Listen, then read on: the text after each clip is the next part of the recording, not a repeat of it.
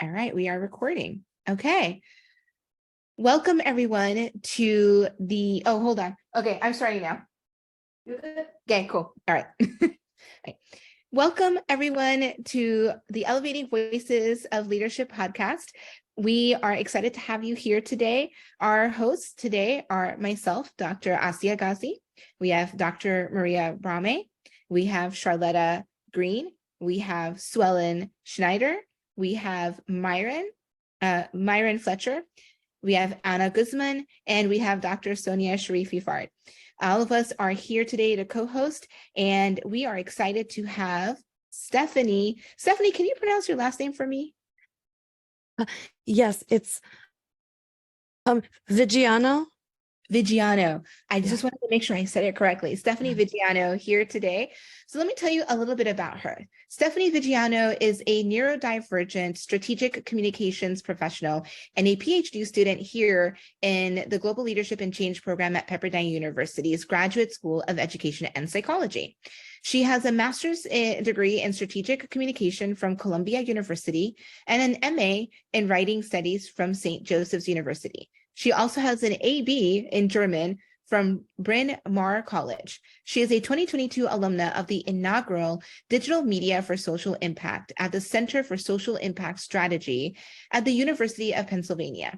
With over 10 years of digital marketing and communications experience, she has worked in tourism, specialty food and beverage, fashion, and luxury real estate. Currently, she works in health as a digital communications manager.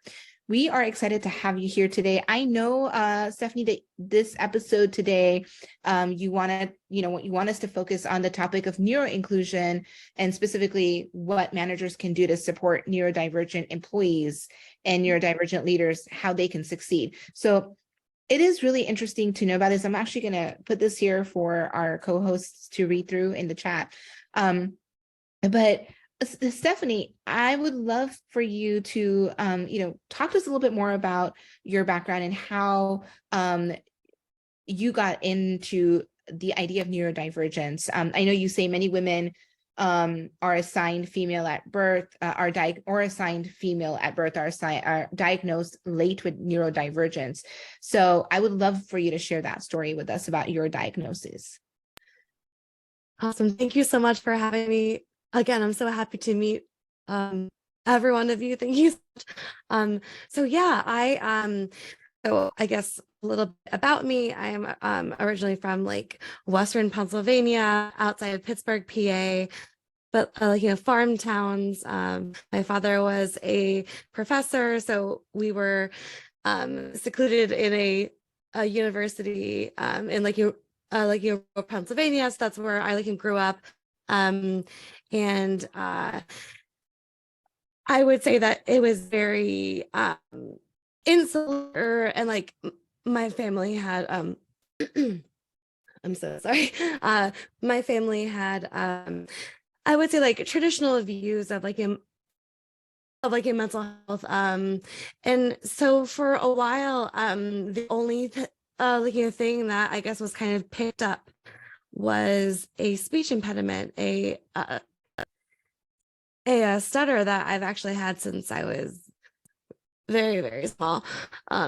So in elementary school, I started receiving speech therapy for about 4 or 5 years. I eventually reached the point where I had reached a level of fluency they were happy with, and I was able to graduate from that program.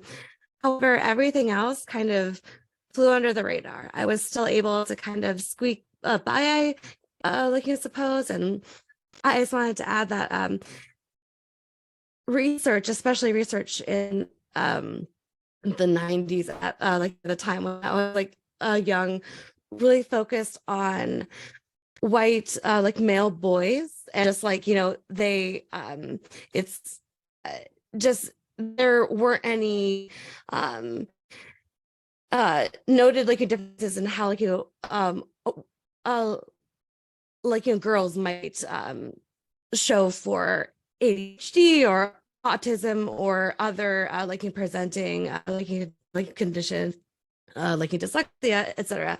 And so I guess largely I just there was nothing that stuck out aside from my speech impediment. And then I would say like I kind of it was a little difficult, but I like made it the whole way through high school. I was able to keep up with my peers, and then all of a sudden, when I reached undergraduate, it became really hard because I was out of my own comfort zone, my own personal environment at home, which I was very used to, and thrown into this sensory overload, honestly, and everything was entirely new. So it was a mixture of, the anxiety, but also the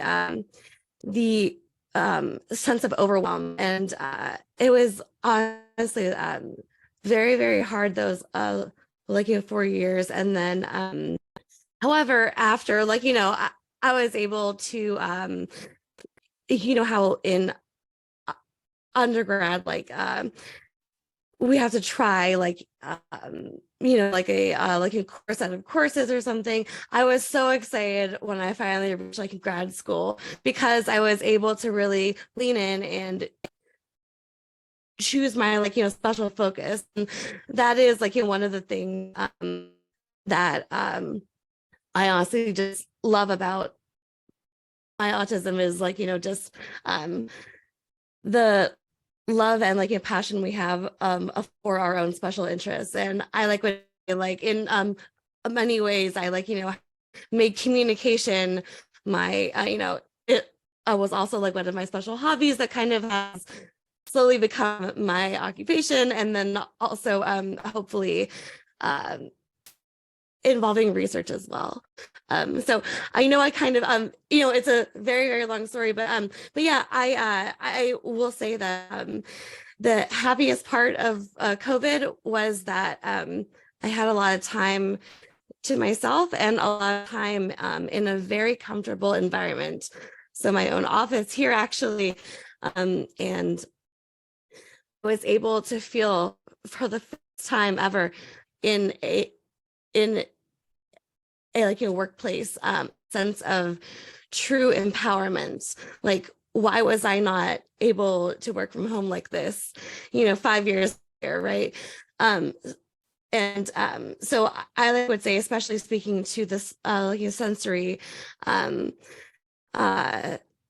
challenges at times, just having the option, the hybrid option, or the fully remote option was just incredible and life changing. So story short, I found ADHD first. Actually during lockdown, I was able to get a diagnosis for ADHD in 2021, and then I'm actually still I'm almost there, but it's quite a long process at times to actually receive a formal autism diagnosis.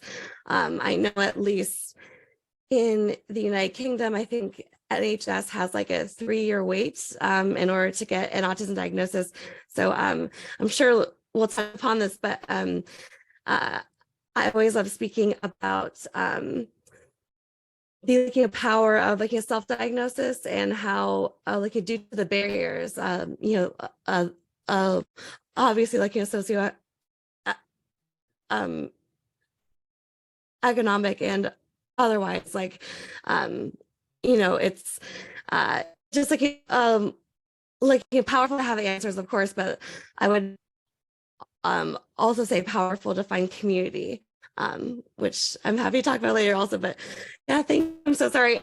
That's one of the things, and I also try not to say sorry because I can totally say that a lot, but we can totally rant. So please don't hesitate to cut me off or say, hey, Steph, so that's one of the caveats, bad things, but thank you. No, thank you so much. It's good to learn more about you and knowing that. So you said you were diagnosed in 2021 with ADHD. What's the difference between, and this is something I've been curious to know, what's the difference between ADHD and ADD? If you know that. Yeah. Yeah. So ADD, and there might be others here who would be able to more eloquently like give a like definition. I think that was the original name before it was ended in the like DSM to with the hyperactivity in, because there are 3 types. So it's like a developmental like a disorder, like that affects attention, of course, like hyperactivity, impulsivity, and so it's like either predominantly hyperactive, inattentive, or combined. I have the like combined, and I actually wanted to say too, as soon as that ADHD actually was like like only was I then able to actually um like view the autistic parts of like myself, because the ADHD was actually distracting me from even knowing that I had autism until I had about 8 months in like into my treatment, and I was like, there's like something else here, but I couldn't put a finger on it. And then I started actually going then for my screenings. Okay. I see it. There isn't really a difference between ADD and ADHD. ADHD became the updated version of ADD by looking at what the various components of attention deficit disorder with the hyperactivity in the midst of it. And so it's just a more comprehensive way of defining the disorder and finding ways of treatment. My brother was diagnosed, and so that's the only reason why I know. But Stephanie, so thank you, number one, for sharing your story, and bless you, because I used to live in Pennsylvania, not far from where you grew up, and I know how insular and very difficult it is for those communities to embrace difference, but more importantly, support difference. So, just, many kudos to you for staying the course.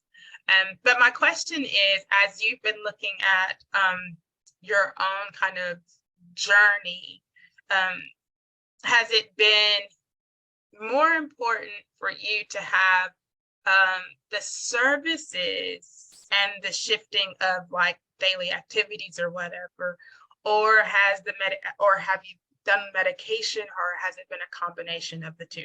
Because I know the medication can sometimes be problematic. That is a wonderful question. So thank you so much, first of all, for everything you said. Thank you. I take that to my heart. Thank you very much.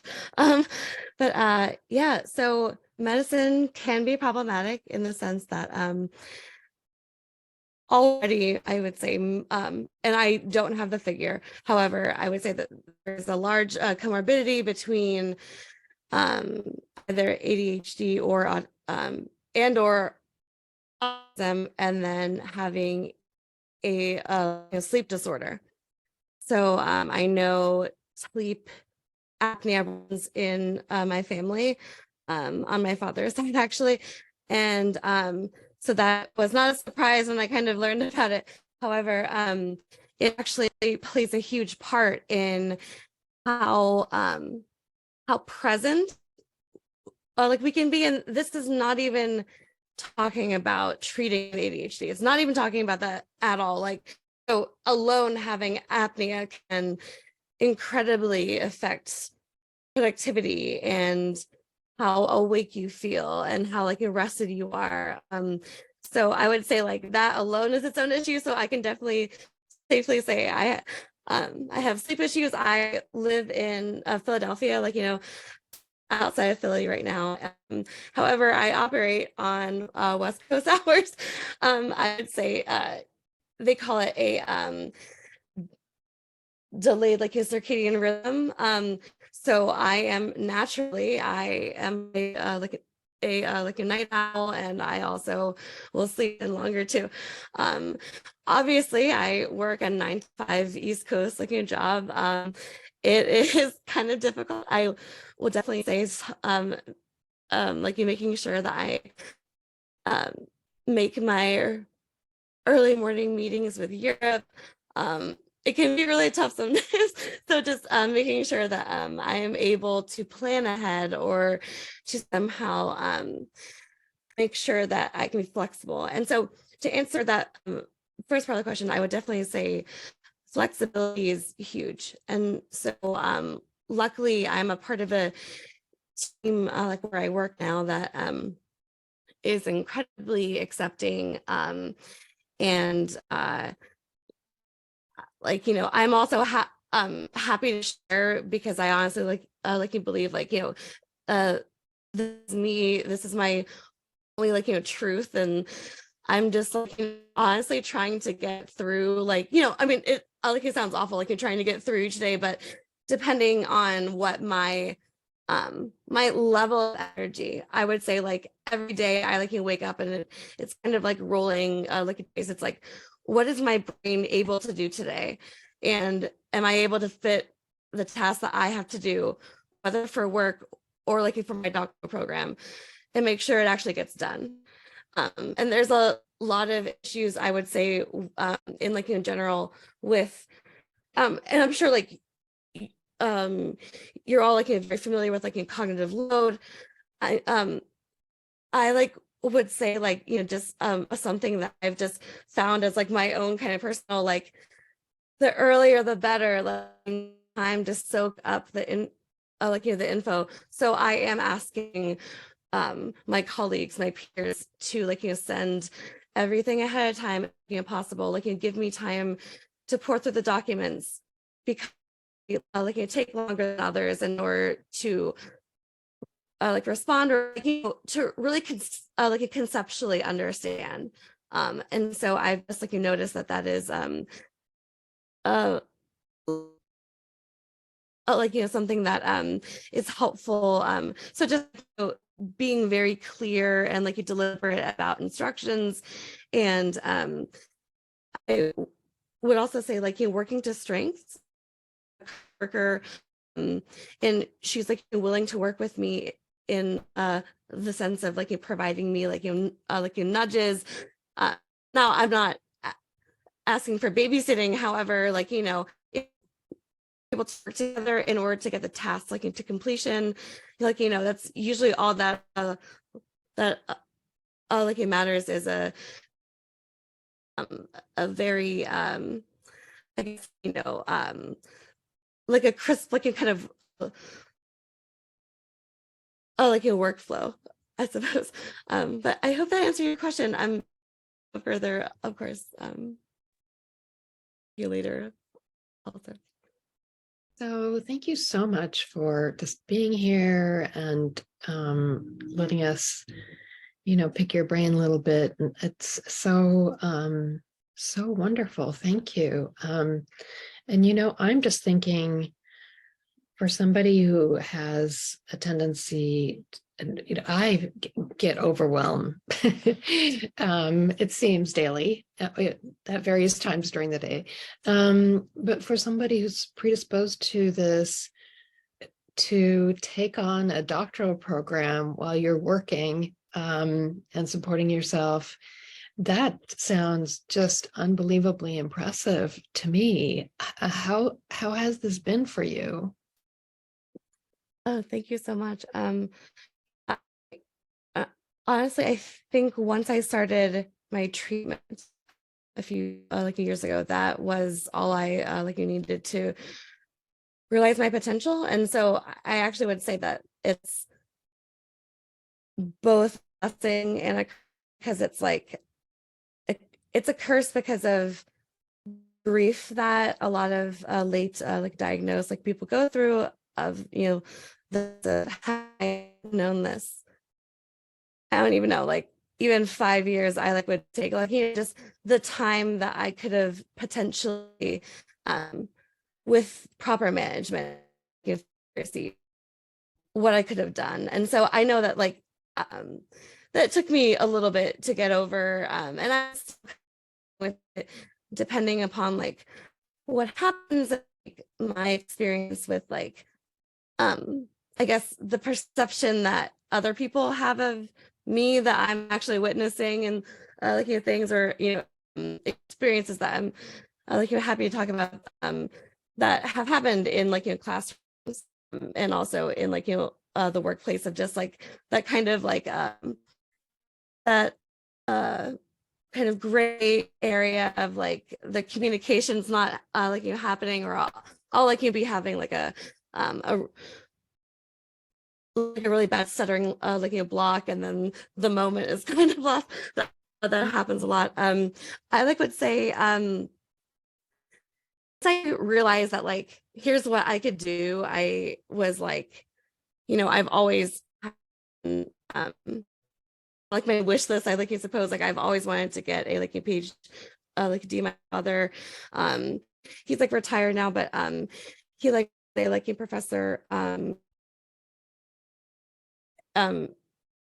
emeritus, and I used to like visit his like classrooms when I was like little, and actually sit like through his night class, and like so I would say like school and like love for like learning, and like that is what really drives me, and I just really hope that I can eventually make an impact in like my discipline, so others maybe won't have to go through what I went through, in the sense of like from like a cultural standpoint of like how we handle like a disability in like the workplace, and also like the school, of course, whether it's academic or like K-12. But yeah, and then I actually also wanted to add, I really do think it is a mixture of treatment, and then also having managers like flexibility, especially if you like you do have like a sleep disorder, or maybe there's something with your schedule that's like like hard to move around, or like in doctor's appointments, those like things. I always find that just kind of having that understanding and like trust that whether it's at like work, or in like a graduate course, that like the assignment's getting done, like like that kind of thing. But yeah, thank you so much for your questions. Yeah. So a couple of things, but I'll start with the first one.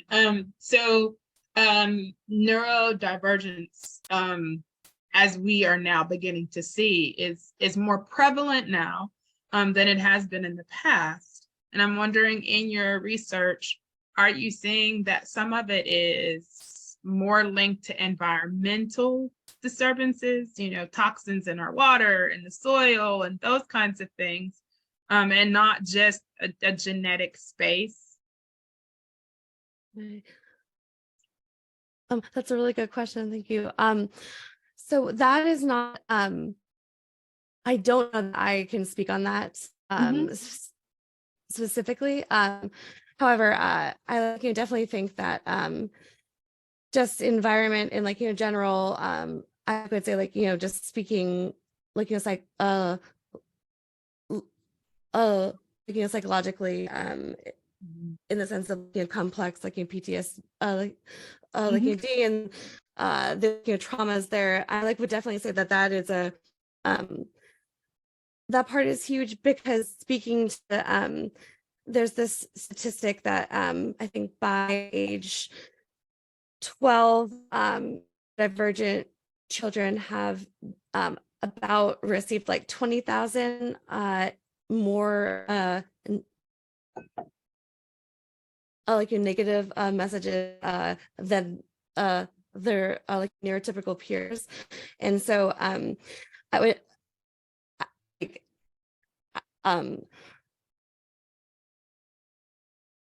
I like would just say that it's gosh, I'm so sorry, I'm like kind of struggling to choose the right like word here, but I guess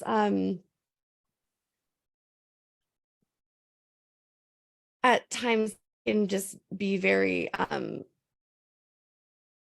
overwhelming, that kind of brings someone to shut down if they're like triggered by something. So I guess that is always like something where the environment can always exacerbate whatever is like going on. I like definitely would say that I have had some like, trauma, when I was younger. And so I would definitely say that that a huge part, but speaking to like environmental kind of things or other things, I'm not up on that, but thank you for that question. That's incredibly interesting. Yes, it's just one of those things that, again, as we all kind of do our own research in different spaces, we're finding that environment plays a huge role in what goes on with our bodies and the way in which our bodies respond or don't respond, the places where people get sick and those kinds of things, but also dealing with even, the neurobiology aspect of who we are. When there are toxic levels building up in our bodies, that's the first place that it kind of strikes. So I just wanted to ask that question. The other thing I'm interested in, I was saying that I have a brother that suffers with ADHD, and again, not diagnosed in a school system in a way that was helpful early enough, and literally kind of got put in these classes based on behavior, not based on need of some academic support.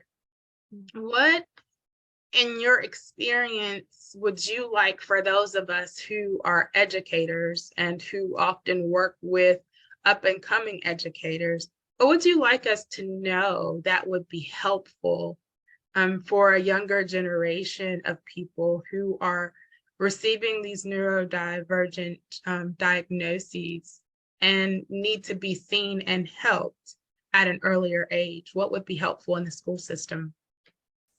Thank you so much. That's a lovely question.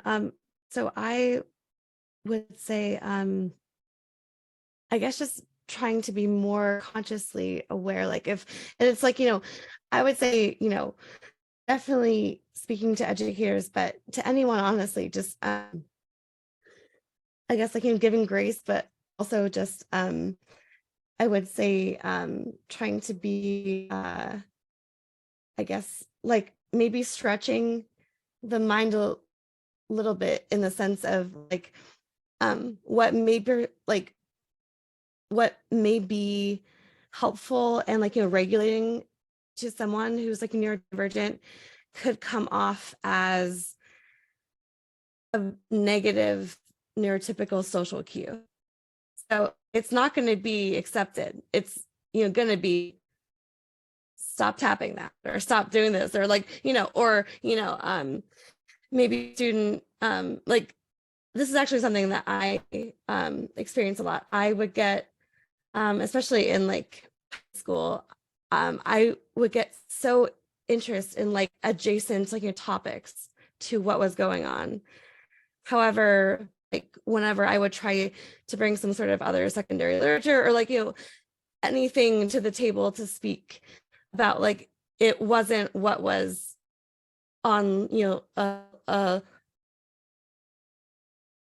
like your lesson plan, so was wrong. And I think, it really leaning into, like if following where the students go, and also I would say more so too, and like what I've like found with just adult learning with andragogy is like just amazing how we all like bring our own talents and our own I would say special energy, like what like we do, and that honestly is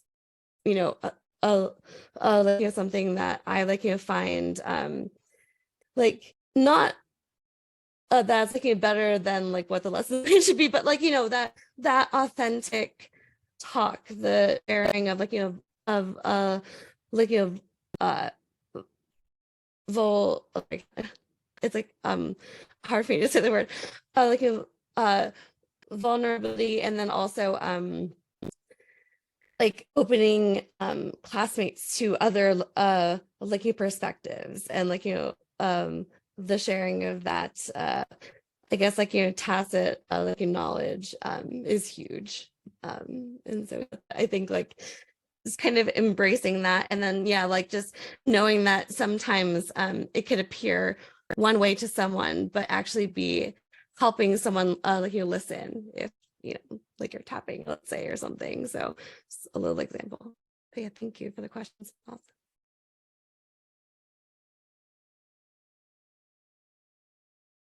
Do any of our other co-hosts have questions for our guests? Because y'all know I can always ask a question. So, Well, I'll happily speak up again. It's such an honor to have you here, and I will share also my own story of my son who was diagnosed with ADD in kind of middle of high school. So he had lots of very difficult experiences, and it was, you know, challenging as a parent to, we didn't understand that there was a problem. And one of the things that Charlotta referred to was interesting too, how a number of his teachers, he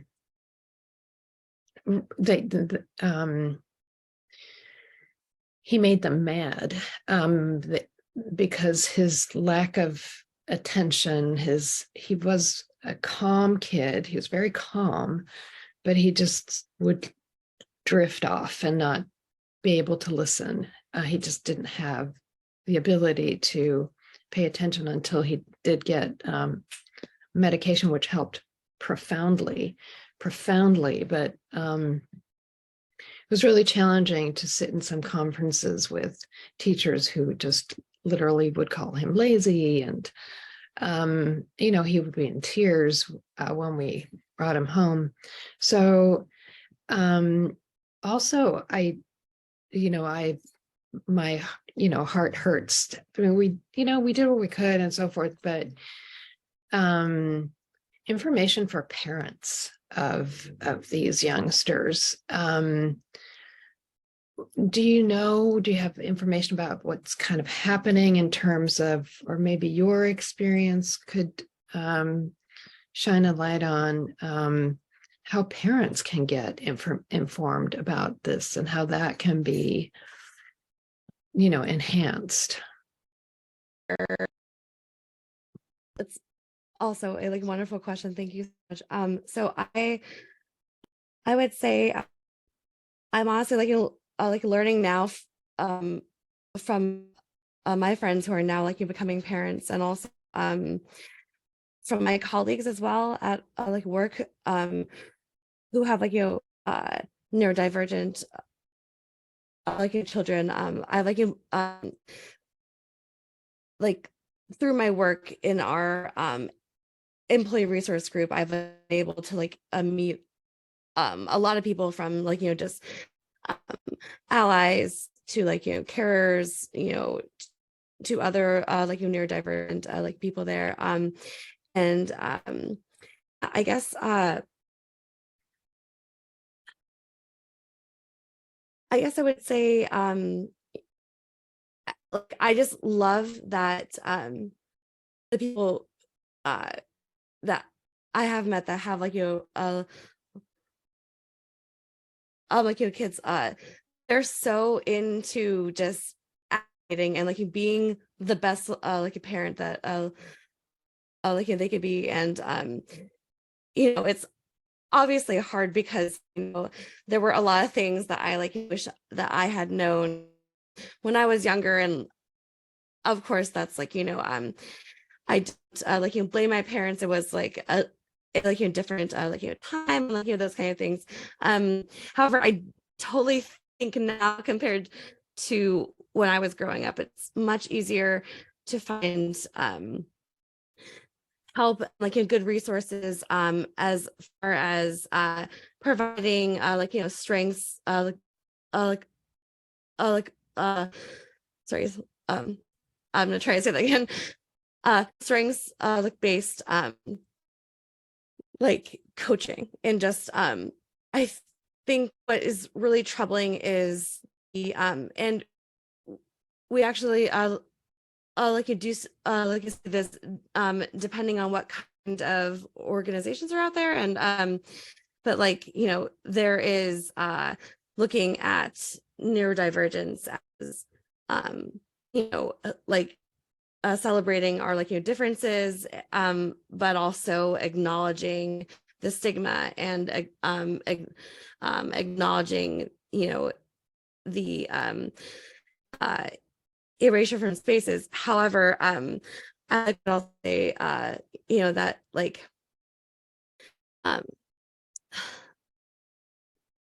it's also oh my gosh, I'm so sorry. Like my brain, like this is also I have really poor short-term memory, so I'm very sorry. Sometimes that's what happened.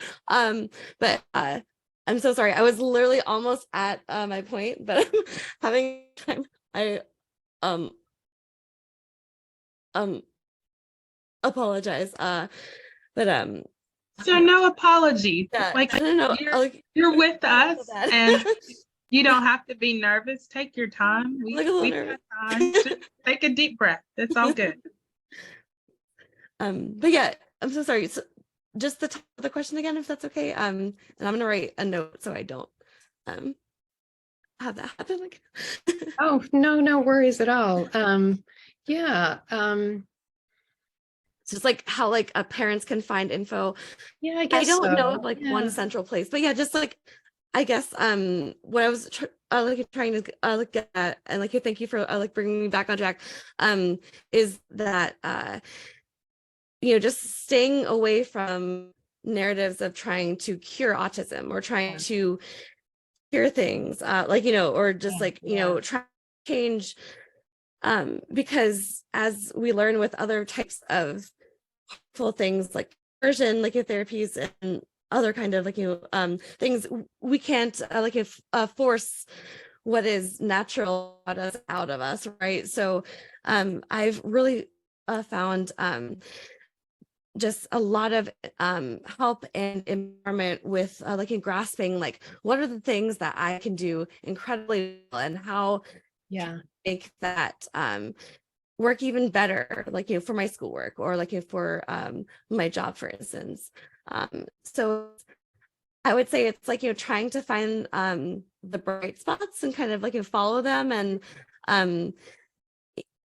like as I said, every day is, you know, different. On like, you know, some days I don't have a stutter, on some days, as you can see, I have trouble sometimes, like just like, you know, keeping up.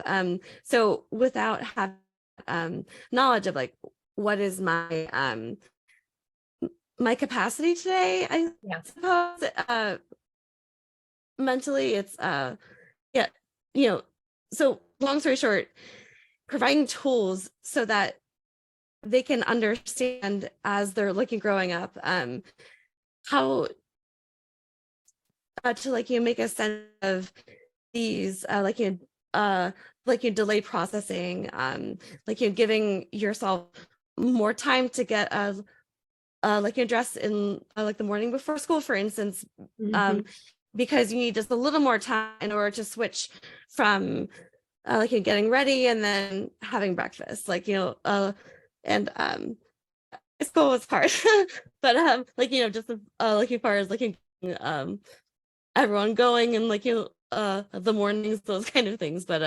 yeah, just, leaning in to the positives has honestly been the most helpful and has made me feel more secure in myself. However, I like will definitely say that it was not until I really got the answer that I recommended for autism diagnosis after ADHD that I felt that I had like a self-confidence, because my like entire life things were on hard, didn't know why, and I was, you know,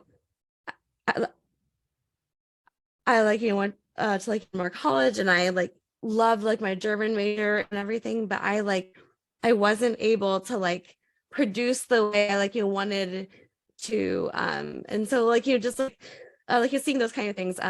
It just makes me wish that like you could have had the opportunity to start earlier, but honestly, I'm incredibly grateful. I've learned so much about myself and what I can do. And I think at times it's nice to reflect on that. And I need to honestly do better on patting myself on the back. However, it also just makes me want to work harder, and it really want to like be in spaces where neurodivergent people haven't really like much time in, I guess. And also I would say more so too, and this is also part of like my journey, is how can I better amplify other voices that need to be heard over mine. So like, you know, the whole like BIPOC like community, like whose like voices can I support? And I have some incredible colleagues that I like, you know, just know like, you know, stories, like everyone's stories are so just incredible, and just making sure that we are at like elevating voices is like, you know, huge. So but yeah, like I love like learning, as like you can probably tell, and also just like I kind of feel like I'm constantly on my own learning journey anyway. And isn't that like what like this is all about, you know, right? So but, Oh my goodness, you know, you said something, and I'm just learning so much. I'm just honored to get to be here with you and listen to you talk. I love your ideas, and you're really beautifully articulate. You know, what you said that really struck me was to really to think about the person, that they are exactly where they need to be. They are exactly who they need to be at the moment. And there's nothing that needs to be sort of fixed or improved or anything like that. It's just so much of who you are is what makes you absolutely beautiful, and to have something fantastically unique and significant to contribute. So, wow. Yeah, thank you for suggesting that and describing that. That's really a mind shift. I love it. I love it. Really nicely said. I'm gonna stop hogging the conversation and let somebody else ask a question. It's just so fun to chat with you. likewise, thank you all you so much. It's awesome. I like love this. Well, we love having you here. It's amazing know, that you're, right? yeah, we're totally loving everything that you're talking about. I don't know if this question was asked, but I know you said that you were going to provide some kind of a easy to read link, and I believe you have that available. And so how can people really start to dive in more in learning about neurodivergence and really neuro-inclusivity, like you talked about in the workplace? Because I think this is so important. We don't have this happening in the workplace. So are you thinking of coming up with a model or something that's going to really help us to be able to, you know, learn more about this, learn how to, we can really bring this in? And I also think from the DEI standpoint, we talk a lot about inclusivity and DEI. Could this be something that we could include as part of the DEI information we put out there to teach people inclusivity? Oh yes, 100%. And I like to say, like, I'm so down if you guys want to work together, or if there's any like just within our institution here, anything to help advocate. I like really think you know, like it's time for neuro and like inclusive spaces. And yeah, so I just off the top of my head, like, you know, things that are helpful I guess in the workplace, and I would also to an extent in the like a classroom as like, you know, well as like, number one, I would just say like, you know, psychological safety is huge. So if there's not that, you know, and I know it's hard, you know, to looking to obviously build that trust, but having that sincere openness to inclusion and to accommodation, that is everything. As with any DEI initiative, you can smell if it's performative, you can smell if someone does not care. And so it's the open and honest caring of the other person. So that said, so how host inclusive virtual meetings. One of the things, and I know this is kind of probably a hot a debate around online teaching, but that it's okay to keep the camera off. And I would say perhaps this is speaking more to higher ed, so more just adult learners, but for many reasons. And I included in this list an amazing link to a blog post from this advocacy org, but just it includes a few reasons why we should start normalizing that it's okay to have cameras off. And that's many reasons, but for those with ADHD like myself, I could be stimming something. I may not want to show the stim, or it also may be distracting to others, potentially who are also watching on a video. It supports others who may have anxiety, or blind, or low vision. Also, just if you need to take care of medical care, so those kind of things, like captions in meetings.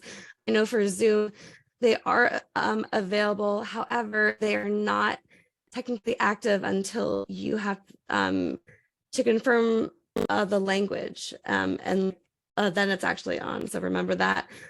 Making sure you send out syllabi, agendas, what have you, in advance. I cannot explain the need for processing time. It's a thing where it's really hard. So I just know that it is incredibly appreciated, whenever provided as early as possible.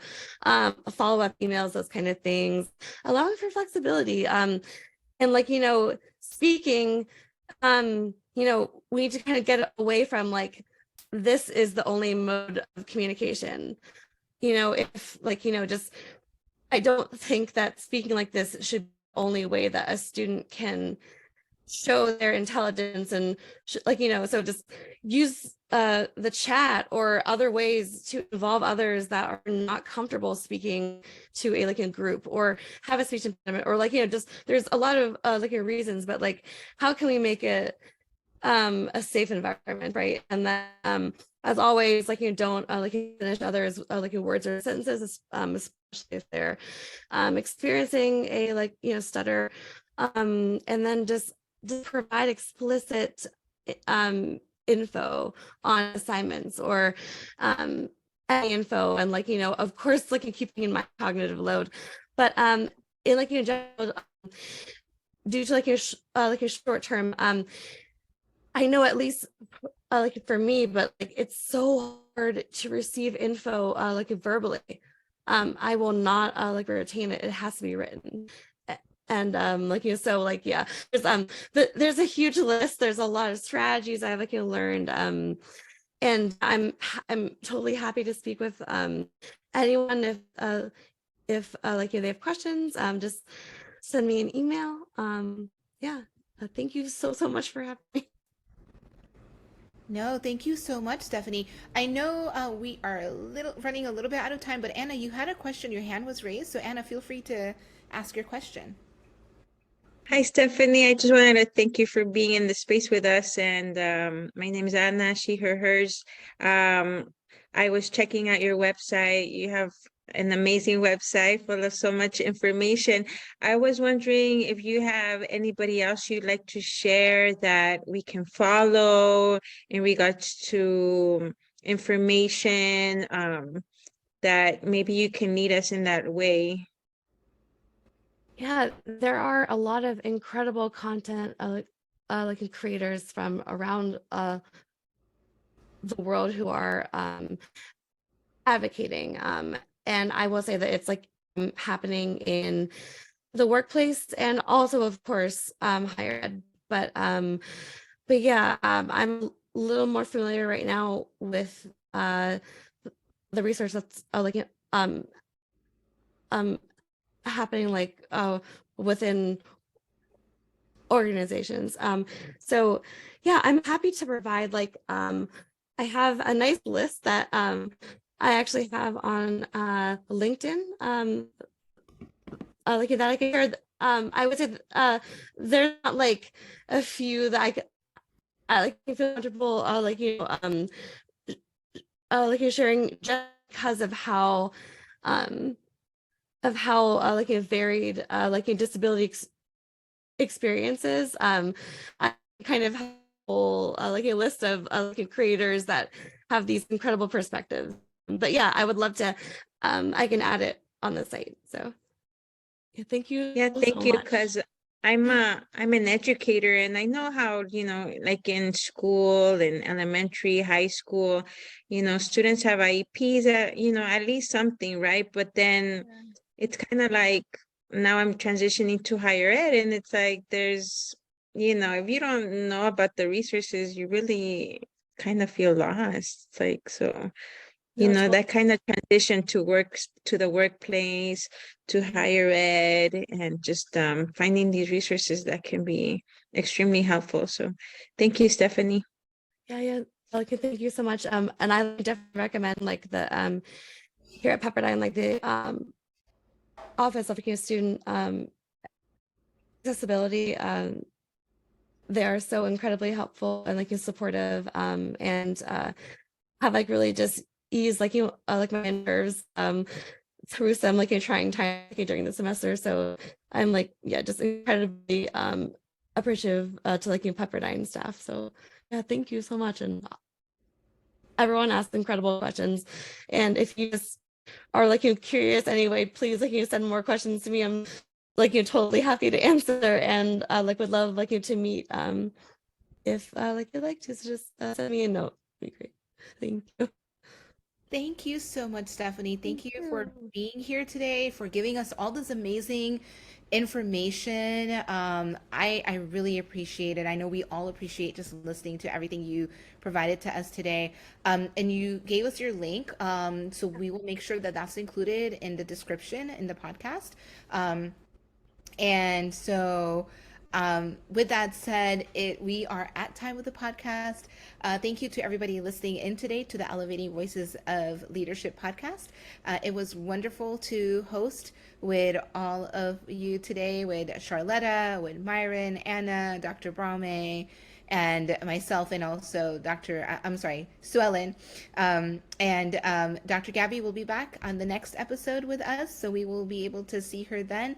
With that said, please hit the subscribe button if you have not hit it yet, and start listening to this podcast today, because we have some amazing guests that we have on this show, and we would love for you to listen in and just get all this amazing information and golden nuggets that our guests provide. So again, hit the subscribe button or the follow button on any podcast platform you're listening to on, and follow Elevating Your Voices of Leadership podcast. Till the next time, again, thank you so much, Stephanie. Thank you so much. So Yes. happy to hear. It was wonderful. And I love your podcast. Thank you. No, thank you. And thank you everybody for being here today. Have a wonderful day, and we will see you again next week.